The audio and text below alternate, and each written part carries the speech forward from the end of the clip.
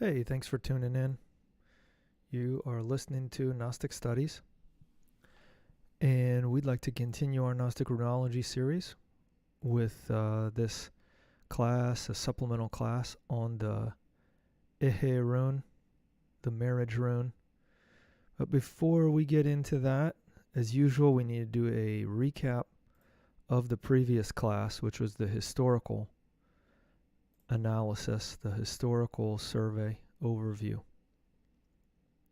We started off with Friedrich Fischbach in 1900. He wrote a book, and he doesn't give a lot of information about the runes after the man rune, after our 15th rune. But we were able to find some information about this shaped rune, the or Ehe Rune, or the E rune, because he doesn't give it a name exactly. And he has this little poem where he says that the oak tree has the name Eo. The Anglo-Saxon rune song states, Eo is outwardly an uneven tree, hard, firm in the ground, a keeper of the fire, interwoven with roots, a delight in Odell.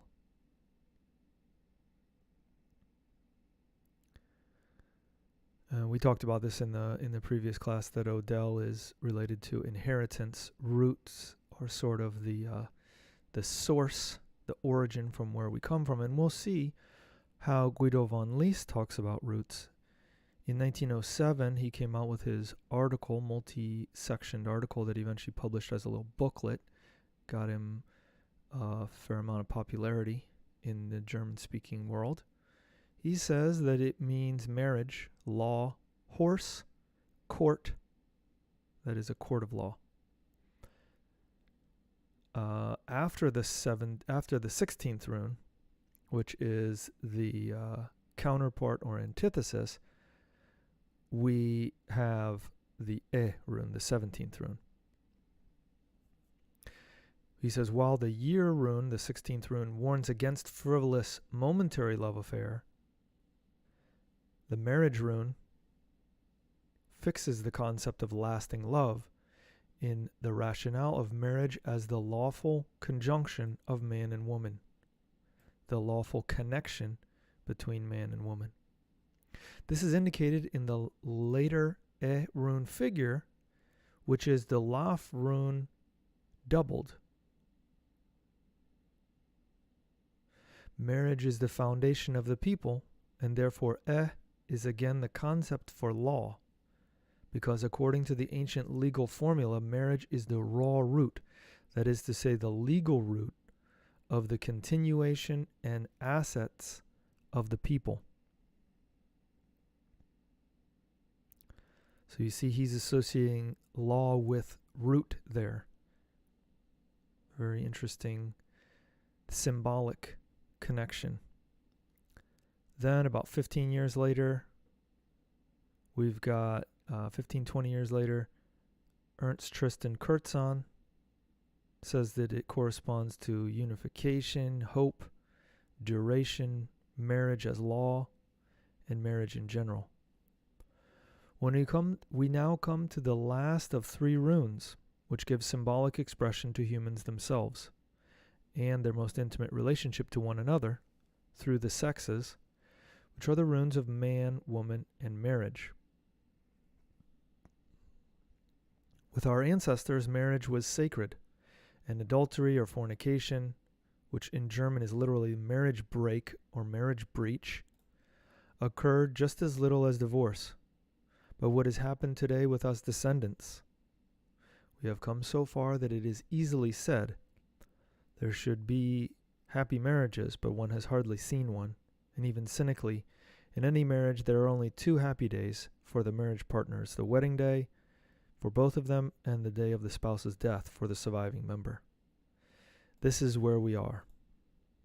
Nowadays, adultery or fornication seems to be almost a part of good manners, and the divorces number in the tens of thousands. This was about 100 years ago in Germany. Who or what is at fault? Our modern lifestyle, he says.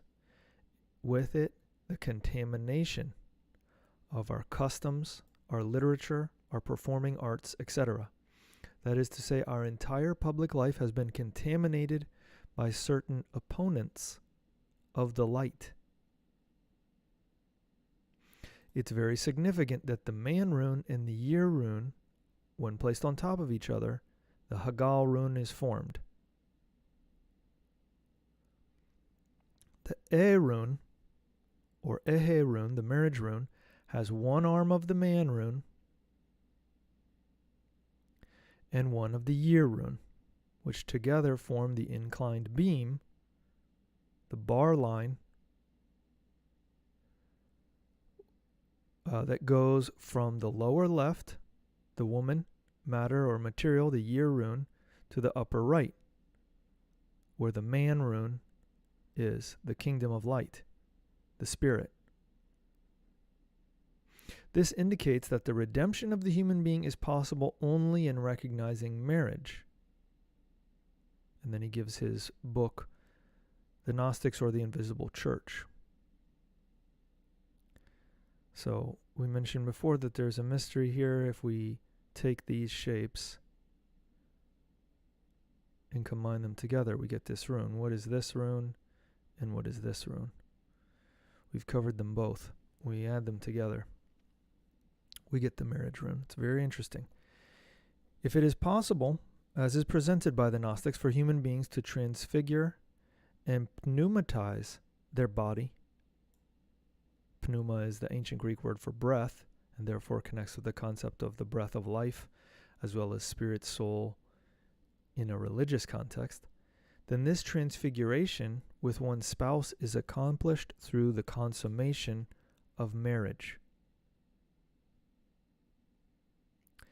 He says there is a compelling reason that the Catholic Church carefully created and maintained the sacrament of marriage, because the union in marriage, it is the union in marriage which alone gives hope for earthly perfection. The purpose of marriage is precisely this personal perfection, not in the procreation of children, at least not for those who know. In this respect, we recommend the booklet by Lloyd entitled Kareza, the Kareza method or magnetization, the art of connubial love. So again, he's talking about white tantra.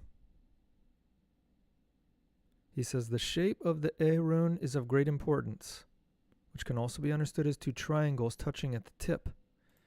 There is a deep mystery which lies hidden therein.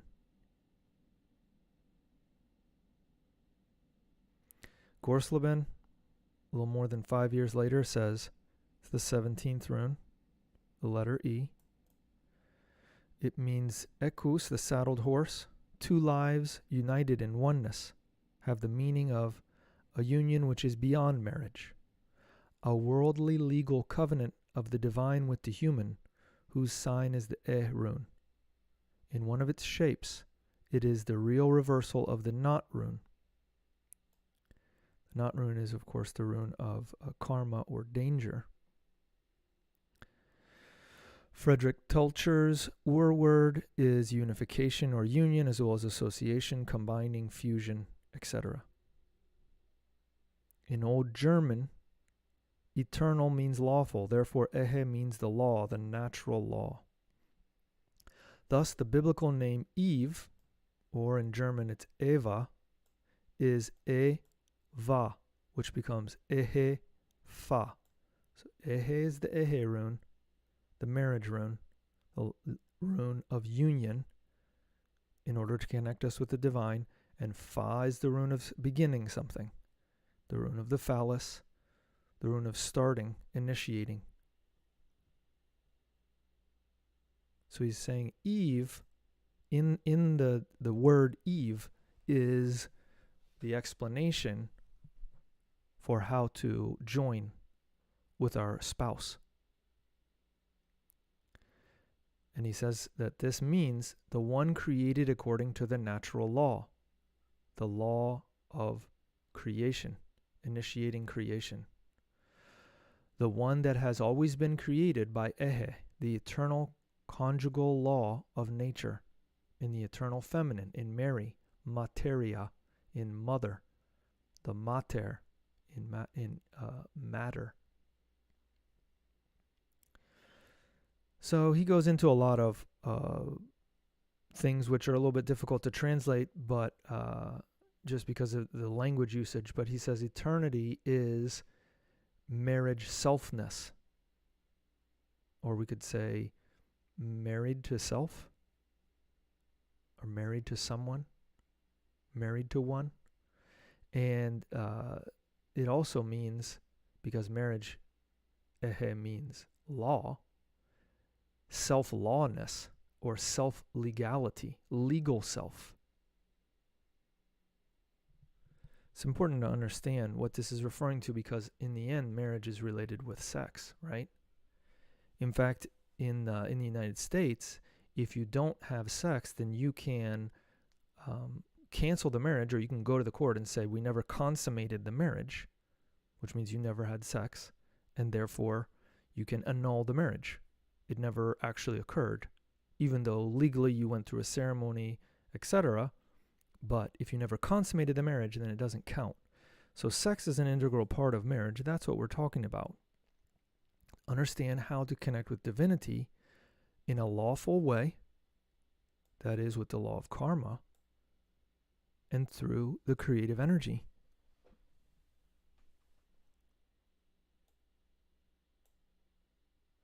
So he tries to unify some concepts: eternity, permanence, law, spiritual self. And basically we could summarize it as eternity is self-lawfulness.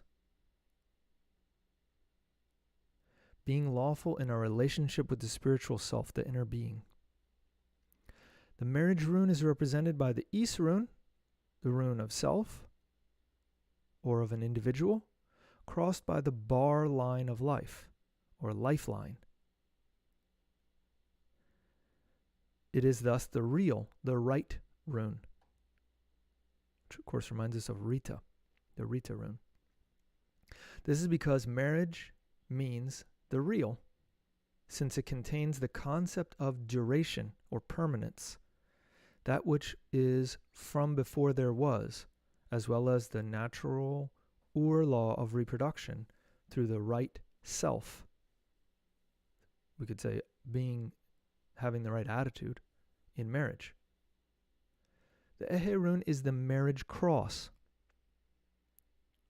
in this shape, which we take upon ourselves because in marriage the crossing between man and woman is fulfilled, and from which we are also able to redeem ourselves when we've recognized the meaning of the rune. In its other shape, as Ehu, the horse, it is the illustrative symbol of marriage as an emblem or coat of arms. It shows two Lof runes, two life worlds, two self-waves, two self-wills, two souls, two columns, two pillars of humanity shaking hands. These two souls, these two ropes or cords join for the common life journey with the knowledge of the marriage eternity law, which finds its effects in the propagation of the human being through the ages. With the image of the horse, the marriage rune represents the right or the law. Marriage and horse are both defined by law and right. The horse is the symbol of one's rod, which is a German term that means the invulnerable right, related with the Rita rune. Thus, it is also related with the wheel, with advice or counsel. Likewise, it is connected with Rita, the law of auspicious, purposeful procreation, wisely followed by the ancients. And in the figurative sense, the Ritter, that is the priest, the knight, the horseback rider, the judge.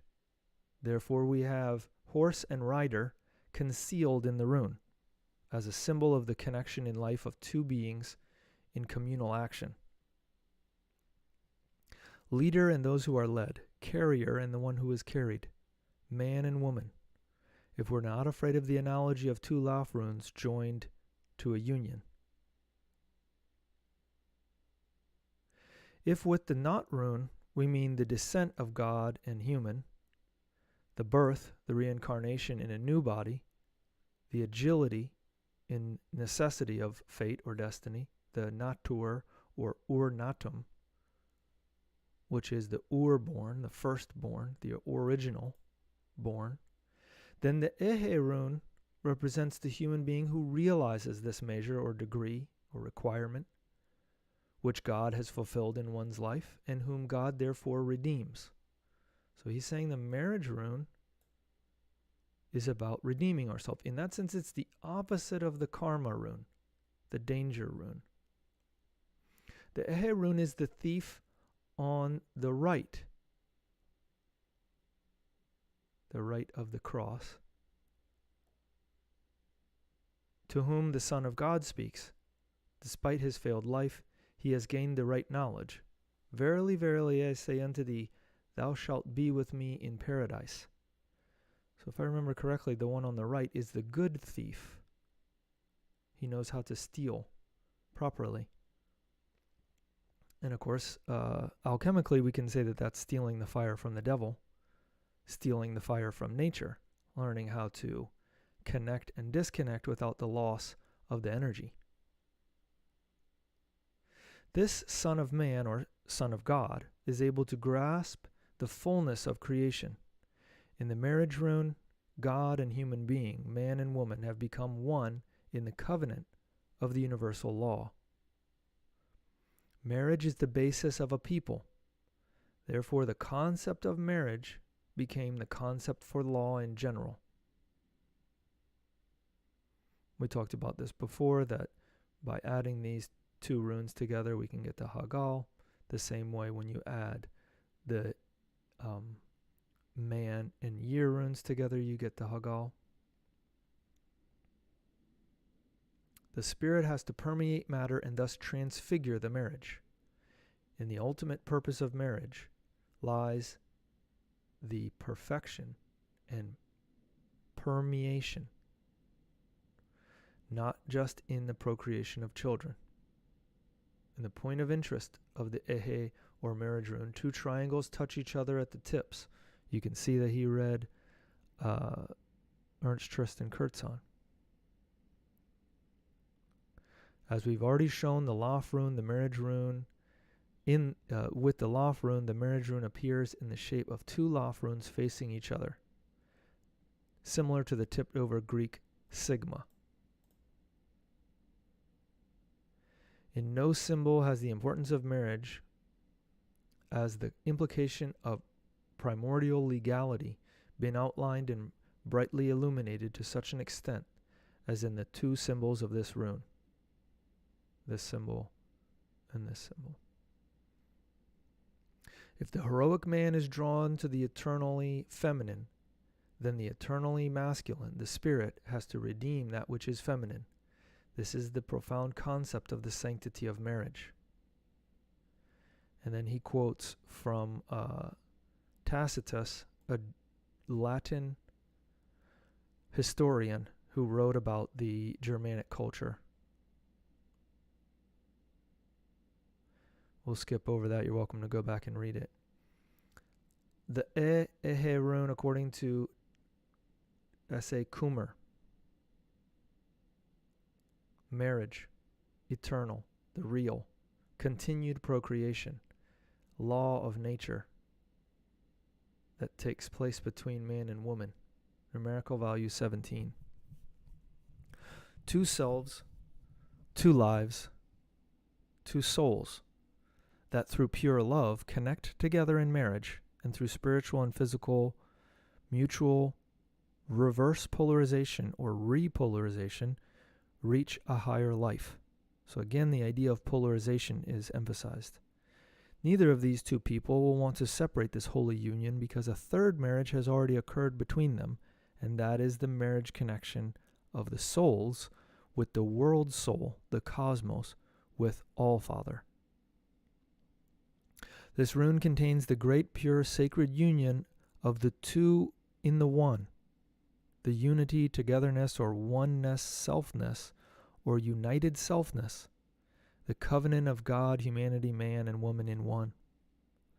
Marriage is for the spiritual and physical perfection of both the selves, in order to create the body for the third, the higher self, through conscious, pure procreation. This was the high notion of the sanctity of marriage of our ancestors. This was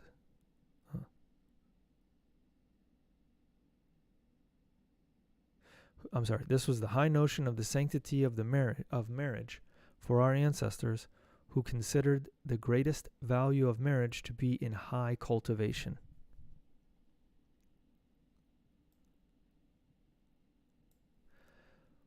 That is why all pure young men and women went into marriage. Our ancestors' moral strictness gave rich, healthy blessings to their children. The marriage rune is the great love rune, which will also bring us in future times the zenith or peak time of humanity. That's the name of Gorslebin's book, published a couple years before, in about 3 years before the previous author we just read. Marriage is the sanctuary because love is pure divine force or God power. Avoid despicable acts. When love is mastered, it creates nobility. The inversion of the Ehe Rune is the Not Rune. My fate or destiny is self-created need or hardship. That is to say, it is compulsion of fate. Marriage is the great legal root for the solar human being.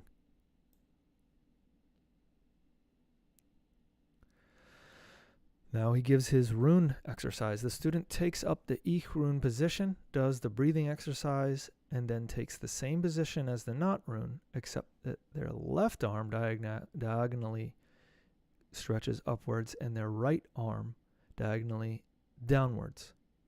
In addition, they hum the in this exercise. Here, the process is similar to that of the Not Rune, except that one absorbs more waves of universal love.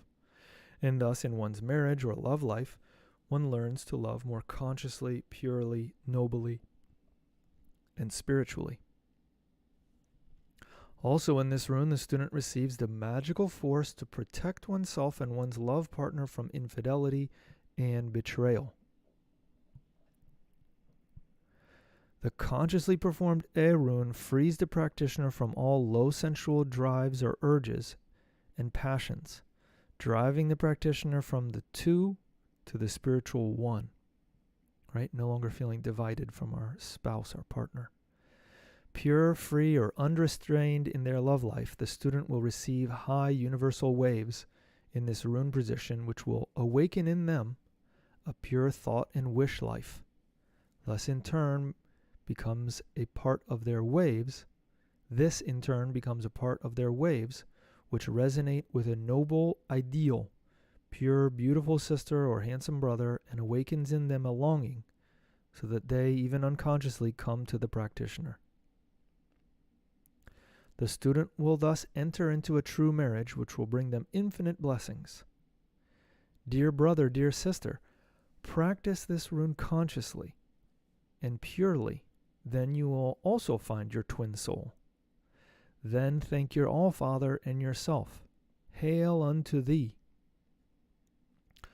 Whosoever practices this position with low sensual egotistical drives or urges will attract demonic beings who will make their life a hell. This is a warning. The divine mystery or secret of this high rune cannot be pronounced, not even imagined. Dear brother, dear sister, seek, dig, and wish, knock, and it shall be opened unto you, said a great master of the mysteries. And then he gives the hand rune grip, which is essentially the opposite of the K rune grip. And the mantras are E or Ehe. He says to do it with the left hand.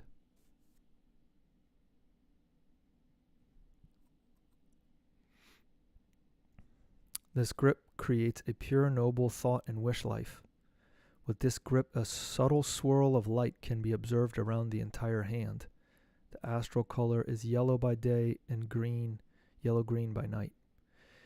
And then he gives, in this supplement, he gives some further stuff for progress. Rub eucalyptus oil or another kind of ointment on the abdomen and other areas, the thighs, vertebral, spine, chest, temples, in circular movements. We have to get rid of any discomfort and negative thoughts. We need to learn to be above everything physical and material. One has to attribute, for the most part, their still disordered thought and wish life to unfavorable effects and bad influences such as anger, sorrow, worry, suffering, etc. When one's high development has sufficiently progressed, then there is only a pure feeling of harmony and happiness, culminating in universal knowledge and universal love. One will then know one's karma and consciously remove it gradually with joy. One then knows what life is, what love is, and feels the holy three within themselves. To comprehend a lot means to forgive a lot, to endure a lot. There is a great force in enduring, which the student should constantly develop. He says we should give ourselves an affirmation to remember our dreams, then write them down and date them so that they can interpret them. And we should practice influencing our dreams.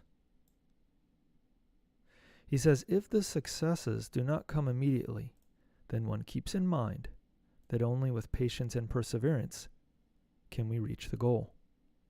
One also intensifies their thoughts and wishes in regards to what they're working on. All right, so that was all the historical review. Just got a little bit more here with Wiracocha and Samaelo and Veor. Wiracocha says that this rune is truth, faith, hope, uniting, and that it corresponds with Gemini. Interesting about Gemini is that they're the twins. And of course, we just heard Kumar talking about the twin souls. And in the letter on the Knot rune, which he says is related with karma, he also gives information about the Ehe rune. He says karma constantly threatens us, and the same intuition will be able to tell us when a suffering comes to us, which we must submit ourselves to because we have earned it. But the magician who knows how to handle the runes does not expect that kind of punishment to come unless they avoid doing the Knot rune practices. The present rune is also the rune of marriage. So he's saying that these runes are essentially the same. It's very interesting.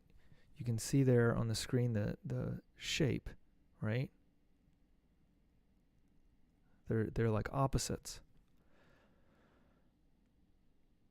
The present rune is also the is also the marriage rune, the Ehe rune, since the man, who is absolutely alone, has only partial forces, as is unilaterally the same for the unmarried woman. United in marriage is how the positive and negative powers are coupled in order to form a stream of tremendous and effective power. All religious sacraments are, to a certain extent, operations of magic, and marriage is the perpetuation of a magic that can be white or black, depending on the character or purity of love that both spouses bring. What a deep statement.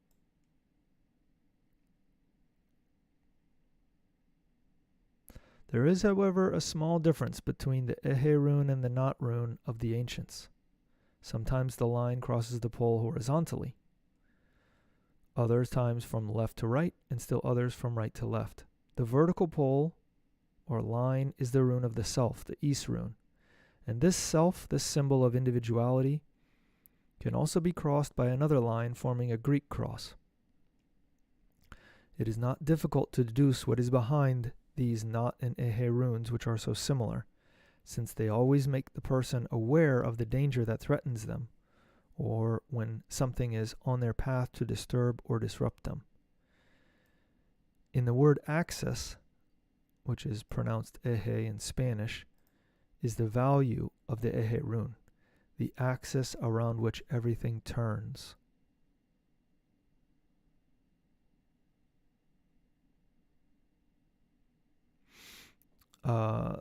Samael Unveor doesn't give too much information about this marriage rune, but in the Lof rune, he says, if we join two lofts by their arms, then we have the M of matrimony. It is clear and certain by all means that only by treading upon the path of the perfect matrimony can the wedding garments of the soul be attained. This garment is the perfect synthesis of the solar bodies. So again, he's talking about the same thing, that we need to learn how to unite, to connect those opposite poles between man and woman and not lose the energy, not spill or have a spasm, because then we can awaken the fire of divinity which exists in us and is cultivated, the fire worship we could say, through love. It is necessary to warn the Gnostic Rosicrucian brethren that they must learn how to polarize the sacred fire. The result of this is that these devotees totally polarize the fire, if they don't learn how to use it properly, within the chakras of the lower abdomen.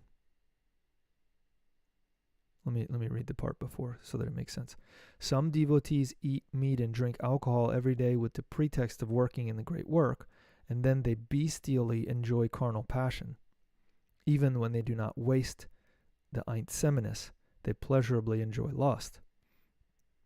Therefore, the result of this is that these devotees totally polarize the fire within the chakras of the lower abdomen and lose the happiness of enjoying the bliss of the lotus of 1,000 petals, which is the chakra of the crown.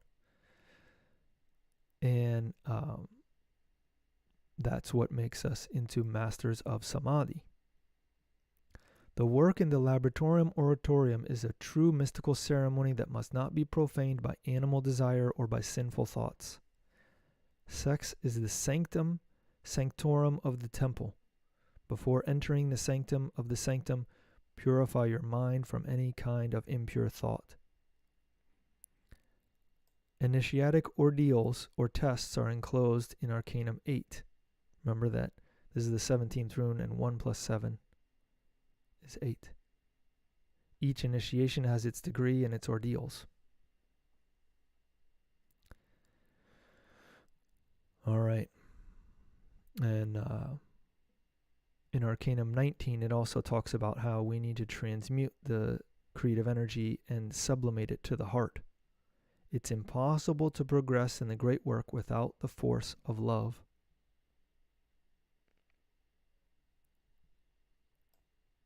And we want to differentiate between love and desire. He says desire is the great trickster. If you want to learn to love, be prudent. Do not confuse love with desire. Do not let yourself be cheated by the great trickster. Within yourself is an embryo of soul that is able to love. Really, your love is embryonary because it is an embryo. But if you annihilate desire, you will feel that spark of love. When you learn how to feel that spark of love, then that spark will become a flame, and you will experience that which is called love. A great alliance is established between two souls. Man and woman must kill desire in order to achieve the great alliance.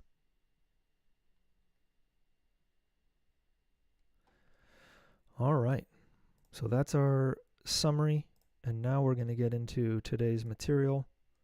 We just want to check and see if there's any questions or comments in the meantime. Doesn't look like it. Okay. So this is from Glorian Publishing. Excellent website, excellent Gnostic website. And from a student who studied with Samael Unveor in the physical world for a time, and then came to North America and began giving classes. So he talks about these 3 runes together, and we just did that review, and you can see that actually these 3 runes go together by analyzing them. So we're studying this rune, right? The E or Ehe Rune. However, because the opposite of the E rune is the Not rune, we're going to include that. And because the Rita rune is related with the law, with religion, with one's right, also with a rider, and we know the Ehe rune is related with a horse, there's going to be a relation between them all. So you can always click here and go and read the original article. We tried to organize it in a way so that we can study it for what we want to focus on, which is the meaning, the beautiful meaning of the runes that the author gave to this. So he says, let's first study the Rita rune, which is related with the law and consequently our interior judge, the judgment that we have to develop and which is part of our own spiritual reality. That judgment is related to our particular karma. Rita corresponds to the letter R, which we find in Ritter, which is German meaning knight, as well as Reiter, which means rider or horseman in German, and Richter, the judge who executes or pronounces judgment. This R is also found within the Ra of the Egyptian mysteries, the solar light or Aur in Hebrew, which is kind of like the reverse of Ra. And in the German Retter, which means savior, who rides on the white horse, symbolized by the Ehe or E rune. The yew tree is related with the E rune, also called the E or Eiwas rune. Let's remember that the yew tree, which is the Yggdrasil world tree, is also related with the forces of good and evil. The symbol of the E rune is the fruits of this yew tree, which resemble red berries. Red is the color of Mars, so we say that this fruit is related with the planet Mars, which rules Geburah, the 5th Sephiroth, the Sephiroth of the law. In order to comprehend the Ehe rune, we have to study the tree of knowledge of good and evil, that is, life and death. Death, or klipoth, is suspended from the bottom of the tree of life. Thus, life force and death force depend on how we use the yew tree in ourselves. That is, life and death depend on how we behave with the creative energies that we have. In German, the word Ehe means marriage. When we discuss the Ehe rune, we always connect it to the wedding and marriage. The marriage of one Laf rune with another Laf rune, man and woman, because the Laf rune represents the philosophical stone, which is the sexual force. The Laf rune looks like a little numeral 1 that has been flipped. 2 Laf runes facing each other look like an M, or like an E, or the sigma, turned 90 degrees. Sigma is the capital form of the 18th letter of the Greek alphabet, which is said to be derived from the 21st Phoenician letter, Shin, which is pretty much the same as the Hebrew letter Shin. However, the lowercase form of sigma seems to be related to the 15th Hebrew letter Samech, if you look at the shapes there. Which means Arcanum 18, 21, and 15 are somehow related to the shape of this rune and remind us of the obstacles that the initiate must overcome in order to triumph. This M-shaped rune, which is another form of the Ehe rune, is like 2 Laf runes together, or 2 ones, that is 11, and is also called the horse rune because the horse, or equine, from Latin equus, an adjective meaning equal, steady, stable, as well as stallion, means that the law is working equally between man and woman. This is why the horse is also a symbol of the law that is accomplished in the perfect matrimony, because it is through the sexual act that we manage the ray of creation, which is the one law. You cannot control the ray of creation with only one polarity, since in order to create you need the two polarities.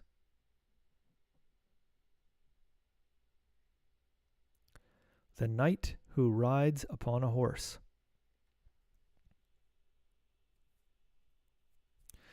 This is why the M-shaped rune is the mystery of matrimony, which is also written with the Latin M, whose shape symbolizes a horse. Whosoever wants to become a knight, a rider, or a horseman has to control the law of karma, and must do so through matrimony in order to develop all the qualities and capabilities of their own Ein Sof equally and evenly. Thus, we need to be married in order to control the ray of creation, and that is precisely the mystery of the Ehe Rune. If you know how to control the ray of creation, then you know how to develop your own qualities and how to control your own karma. I'm going to read it to you again. If you know how to control the ray of creation, then you know how to develop your own qualities and how to control your own karma. The law is thus equal, Equus or equine. One has to operate by the action of the staff and by the action of the sword. He says that's a Gnostic axiom. Now we can understand why the Ehe Rune is symbolized by the horse and the Rita rune is symbolized by the rider. This is because the rider is actually working with the Sig rune. The Sig rune is the rune of the ray of creation, in order to control the sexual act in their Ehe Rune, that is, in their spinal column. So this guy is deep. If you don't have some Kabbalistic knowledge, then it may be a little bit confusing. But so the ray of creation in descent goes in a zigzag shape. And when it comes back up, the ray of creation in ascent, it goes essentially in the same pattern. So it's a zigzag, just like the Sig rune. The Ehe rune is the rune of the self, but it's also the rune of the staff, which is the spine. No matter if the rider is a man or a woman, the matrimony is the horse. The marriage between man and woman is symbolized by a horse. When you start taming the horse, it is black, and it has to become white. We have to transform our animal nature into a spiritual nature. Remember that the energy we need in order to realize ourselves is in the physical body, which is the horse. We have to control the inferior quaternary, the four animals we have within. The inferior quaternary are these four, so-called four bodies of sin: physical body, etheric body, astral body, mental body, desire or emotions, mind. And then etheric is energy, physical body, we know what that is. Remember that the animals that we have within are represented in their negative aspect as Medusa. She represents all the negativity and animality that we carry within. Perseus riding Pegasus slays Medusa. So Perseus is the hero. Riding a Pegasus, that's a horse with wings, slays the negative aspect within ourselves. In Greek mythology, when Perseus cut off Medusa's head and dropped it into the sea, then from the sea emerged Pegasus, the winged white horse.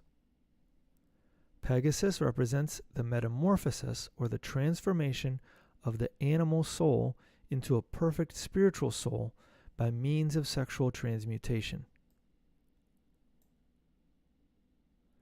The sea symbolizes the sexual force. So when we decapitate Medusa inside of us, then the outcome will be Pegasus, the white-winged horse, which is the symbol of the absolute control of the animal force that we have. This is why the winged horse is the symbol of Mercury. Yet, if the horse is tamed or transformed into a white-winged horse, it is because the Rita rune, the knight, the rider or horseman, is doing it. You cannot find a rider on horseback who has not first tamed the horse. Right? You cannot ride a horse unless the horse is tamed. So what is it that we need to tame?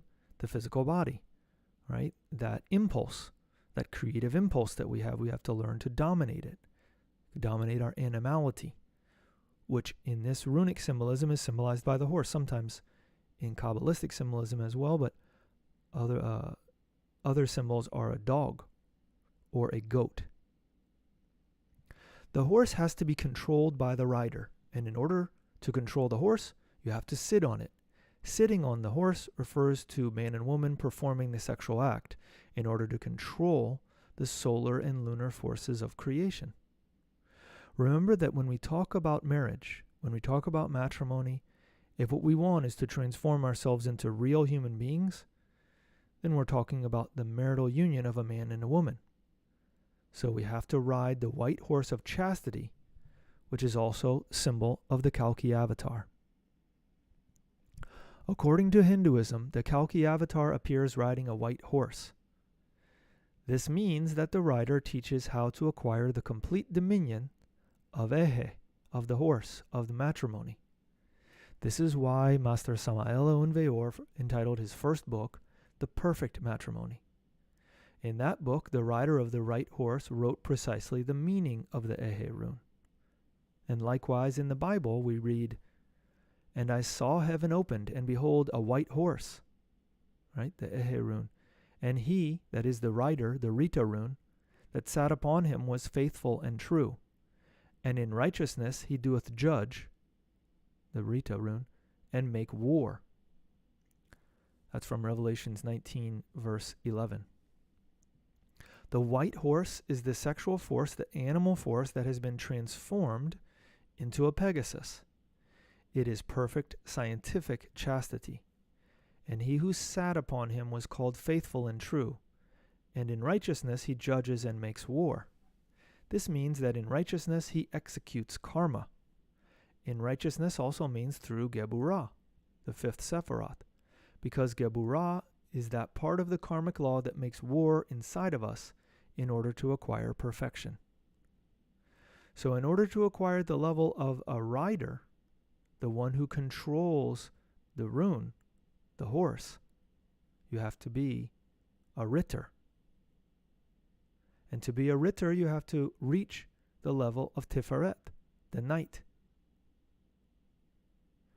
When you reach the level of Tiferet by controlling the four horses, the physical, vital, astral, and mental bodies, in order to finally reach the causal body or body of conscious willpower, thus you become a Ritter in order to continue perfecting the self according to Geburah, the law. Since each one of us has their own particular Rita, that is their own particular Richter, judge, and karma. This is why karma relates to Rita, Rota, Taro, Thor, Torah, or Torah, the law, in Hebrew, or the way in which we have to manage our own particular karma through the forces of creation, that is the Ehe Rune. The forces of creation are related to the three primary forces, the Father, Son, and Holy Spirit.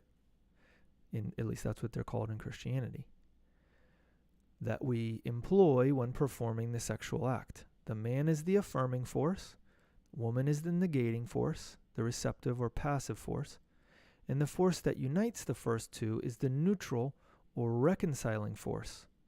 And this is how we ride. So esoterically speaking, when somebody is controlling the sexual energy, whether a man or a woman, he or she is a good rider. But if we're falling from the horse, meaning transmuting and dropping, then we're bad riders.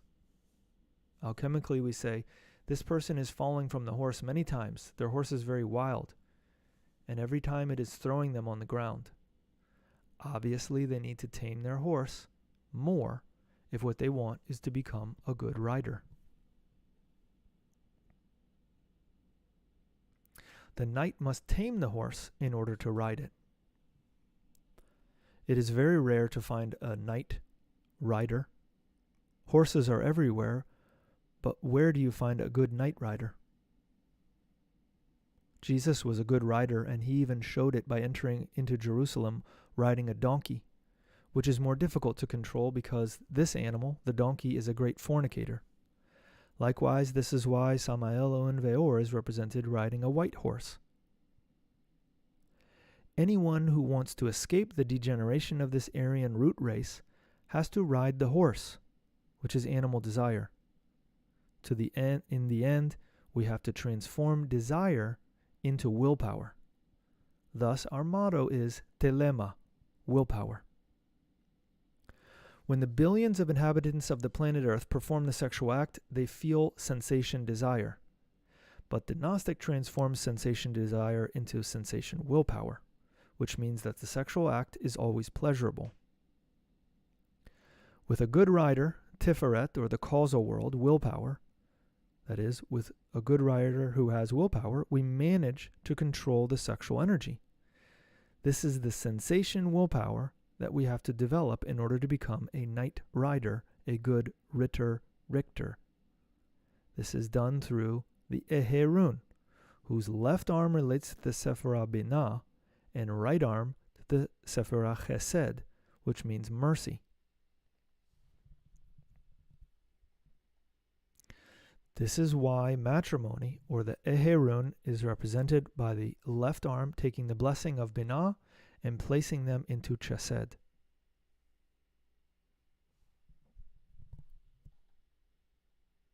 Binah into Chesed. So you say, well, why is he standing like this? The tree of life is represented with the human being inverted, that is, backwards. So his arm is up this way, and the other arm is down this way. So he's bringing the energy from Binah to Chesed.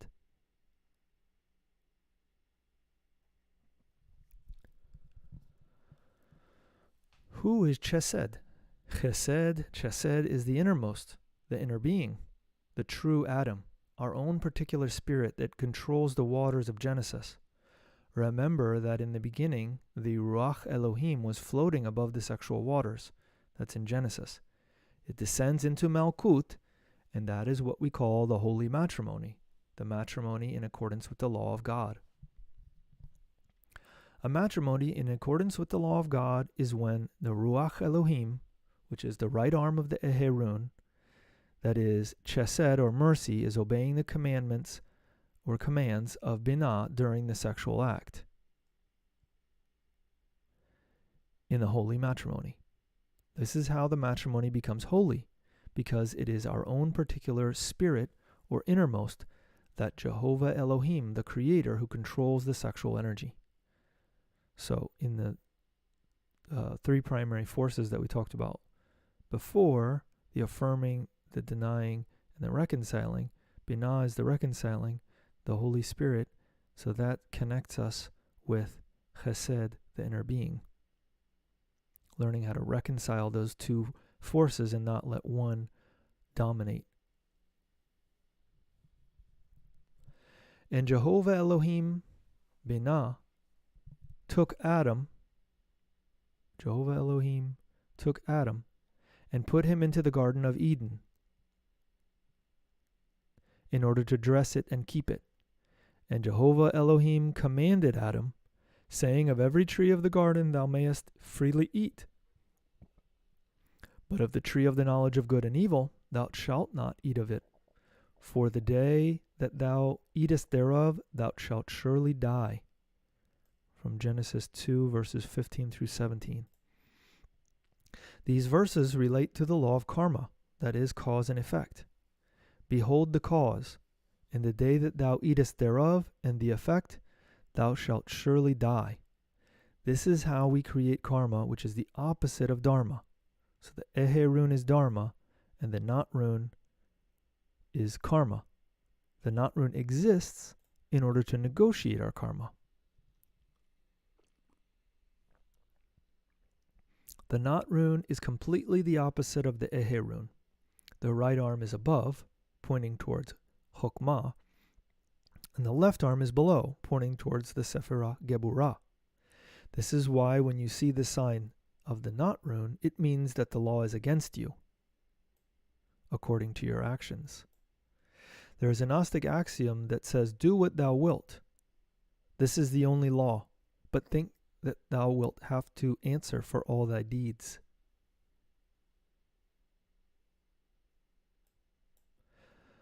Through the Not rune we negotiate, as we have explained in other lectures. The inheritance of the Cosmo-Creators is placed in Geburah.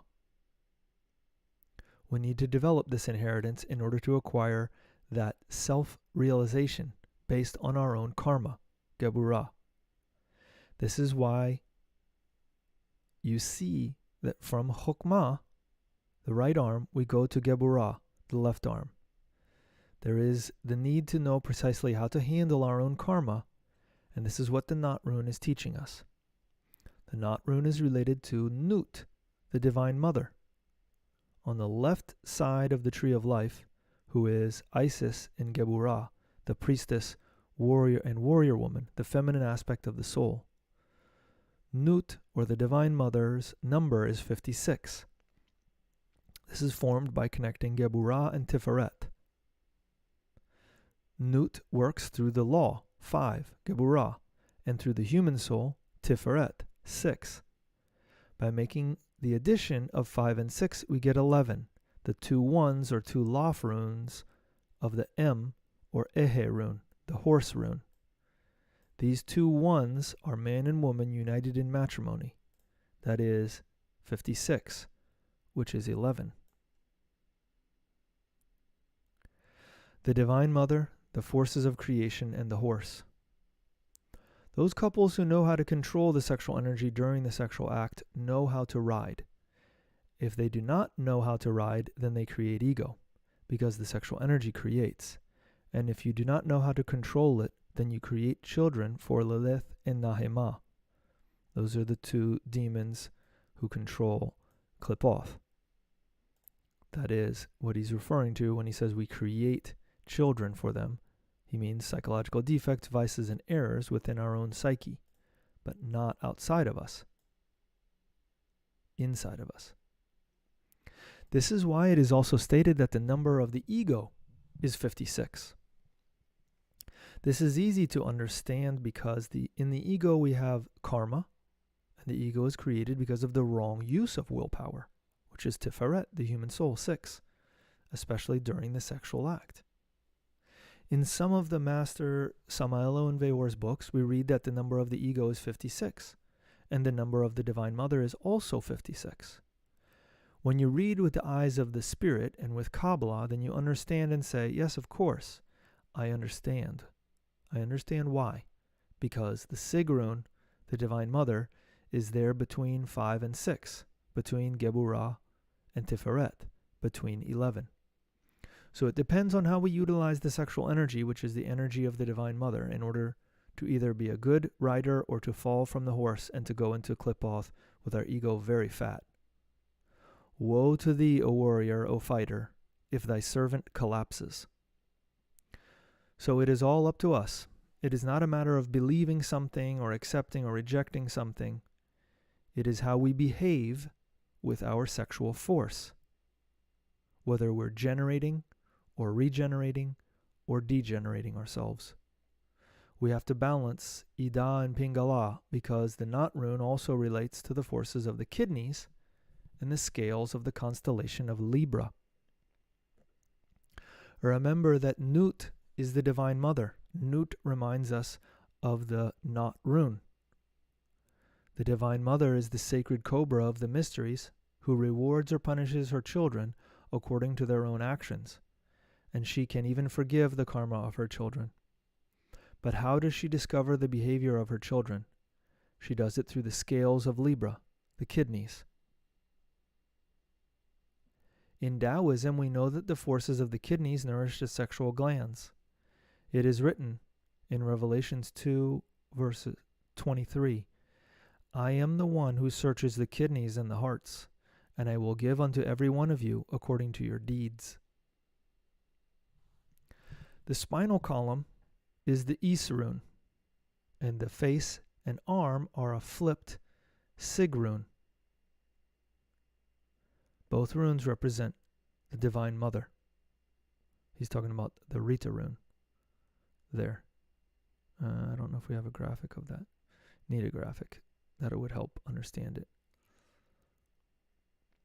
Both runes represent the Divine Mother. She is the one who searches the kidneys and the hearts and will give unto every one according to their deeds. Thus, what Revelation 23:2-23 states is sexual. It is related to the ray of creation. It does not mean that someone will come and punish you, but rather it means that if you use your sexual force in the wrong way, then you will suffer the consequences physically and psychologically. Now you understand why Ehe and Not are the runes of our physical natura. The Not rune teaches us how to negotiate our karma. So when an event related to karma comes into your life, then work with an exercise that you perform by combining the Not rune with the Ehe rune. The Not rune, which is the law of God and falls into Geburah according to your deeds, is the opposite of the Ehe rune, which is mercy from God. We practice the Not rune by balancing mercy and justice within us. That is, we balance Chesed and Geburah. This is not just an exercise. You have to already know what karmic debt you want to negotiate, which is the reason why you perform the practice.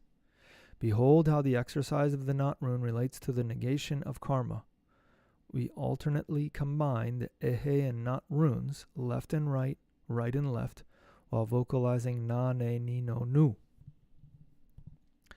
So we start with the right arm up, and then as you descend, you bring this arm down and this arm up until you're in the opposite position. So you do Na, Ne, Ni, No, Nu. He says, through this, by balancing mercy and justice within us, we ask for the help that we are begging to receive from the divine law. But please understand that prior to performing the runic exercise, you also have to comprehend in meditation the karmic reason why you're doing it. That is, we have to pray and ask for help, comprehending why we have the particular karma that we have that we're asking to change, that we're asking for it to be lifted or changed into something else, converted over. So we need to have previously meditated on it. Mercy, justice, and the law of karma. Sometimes on your path, you're doing something good, you're developing, and then the law comes to punish you. You have developed spiritually and materially, you have a house, for example. But remember that in your past life, you're exploiting people. Now, in the first initiation, according to your karma, you have to lose something. Non-attachment will balance your psyche. Thus, you're working with the law, Geburah. Then the divine law decrees, this is what you love most, right? You worked for this throughout your whole life. Well, now you have to sacrifice it. You're going to lose it. But the Gnostic knows very well how to negotiate with the law and says, the divine law, the Not rune, the law of karma is against me now. What do I have to do? I have to negotiate with the law, and for that I have to balance my psyche. I'm going to work with the Ehe rune, the sexual energy, matrimony, to be chaste. Through the Ehe I will receive mercy, Chesed. Because of the negation, the divine law is now in your favor. In order to do what you have to do, and in order to receive forgiveness, you have to sacrifice something. The divine law negotiates that karma by sacrificing something else, by losing what you have to lose, by giving what you have to give. You have to do something, sacrifice something for others. Samael Unveor explains in his book on the runes that we also exercise the Not rune by remembering our past lives during meditation.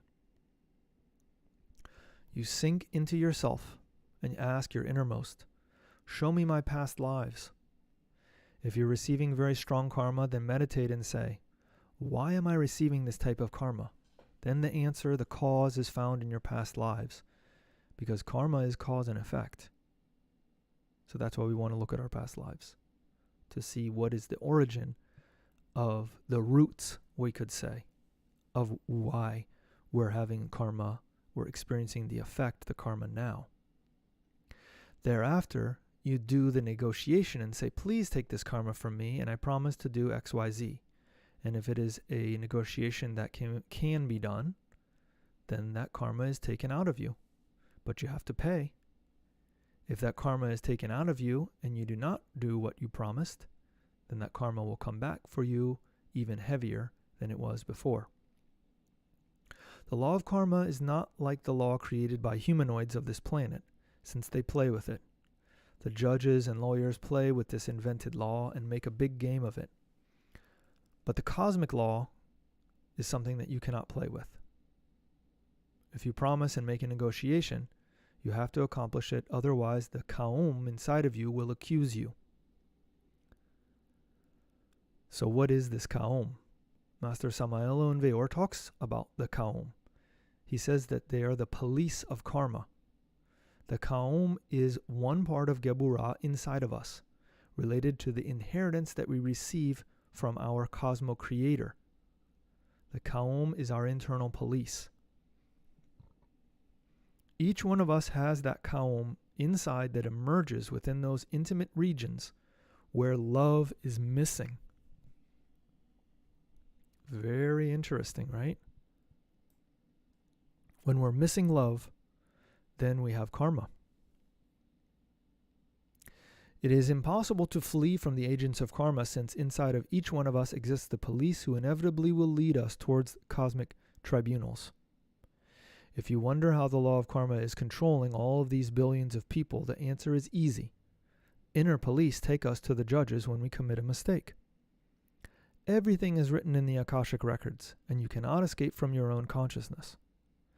The soul is lost when the people do not feel remorse, because remorse comes from the internal Kaom that accuses you, that tells you, you did this, sorry, but now do you feel any remorse?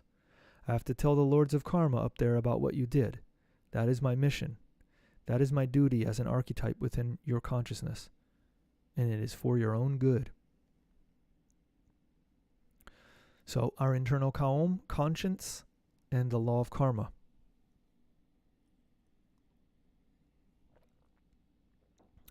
When you go to the temple of the lords of karma, you can ask for your book, within which is written all the good and evil deeds that you have done. You might say, how did all of this get written? Who wrote it?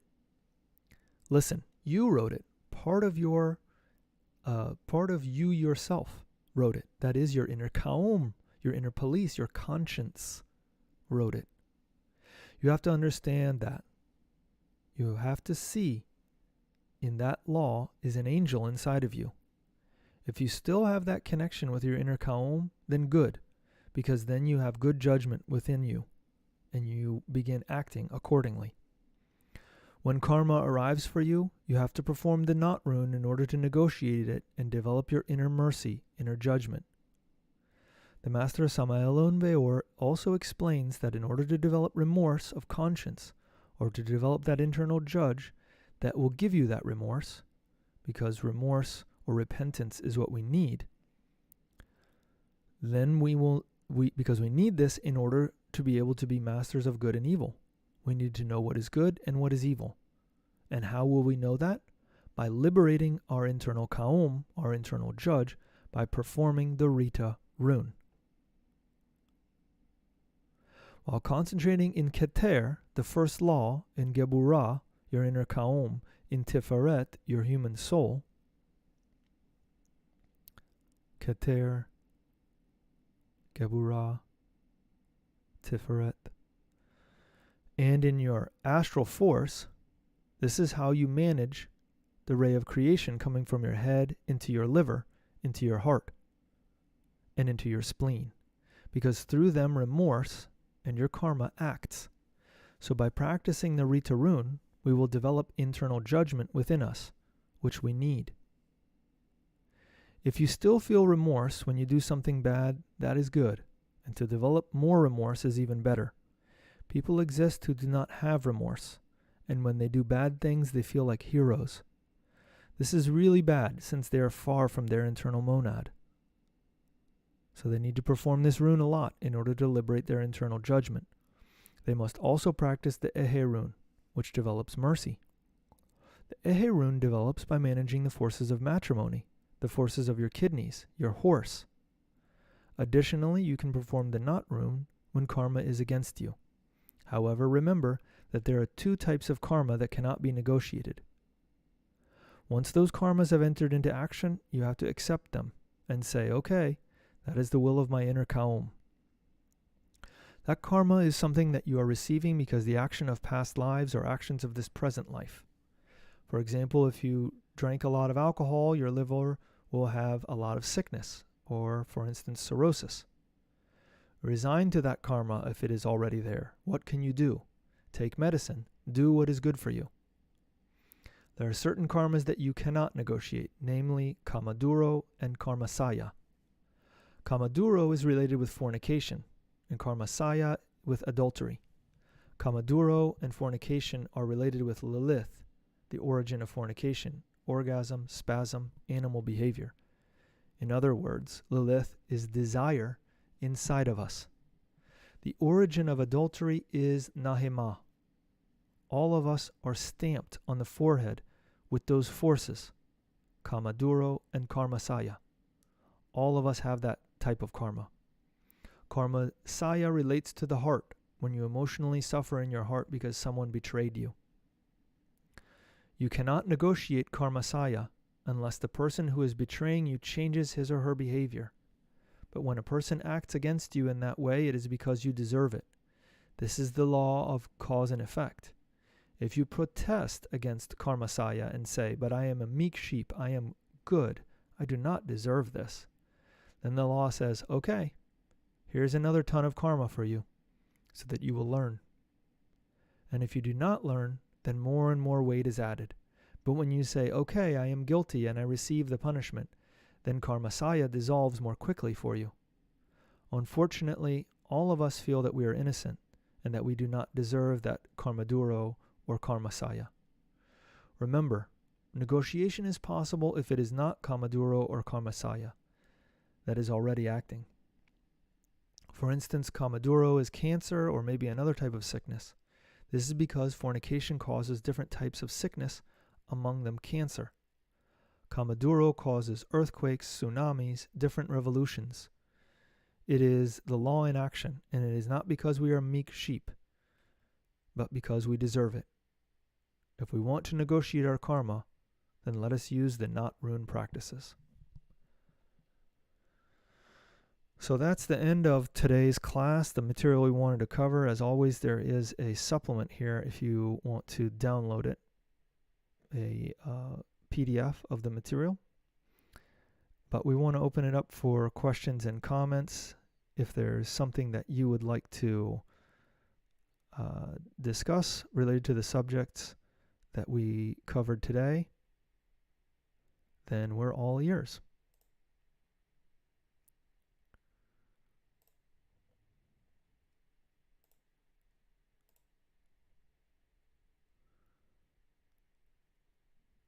We got a comment here. Thank you. Very interesting how you connect the runes to other teachings.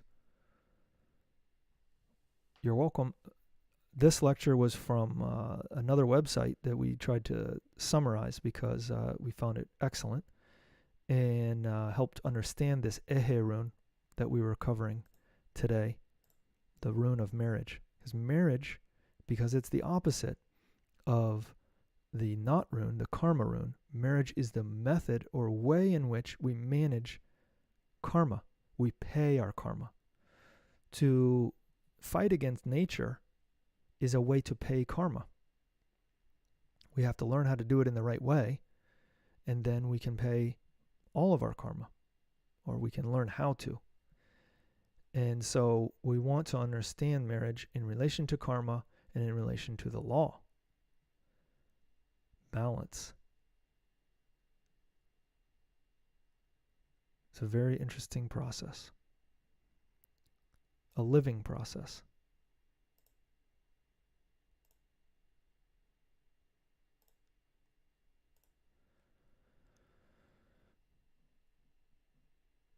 Another comment, sad I missed so much, will look back later and for better and complete understanding.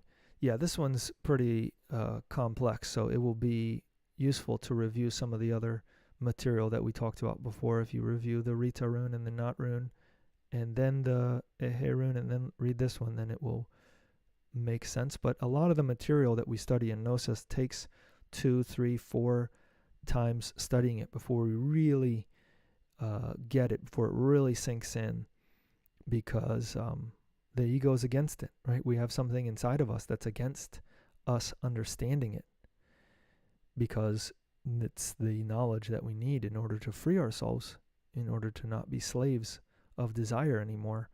And we've got many desires inside of us that don't want us to kill them.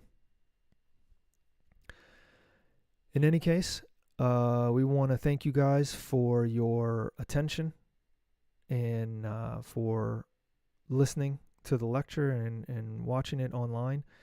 We want to invite you, if you're interested in classes, to send us an email, gnosticstudies@gmail.com, if you are interested in doing classes online, which are not broadcast. And with that, we'll just say we wish you the best in your internal work. And until next time.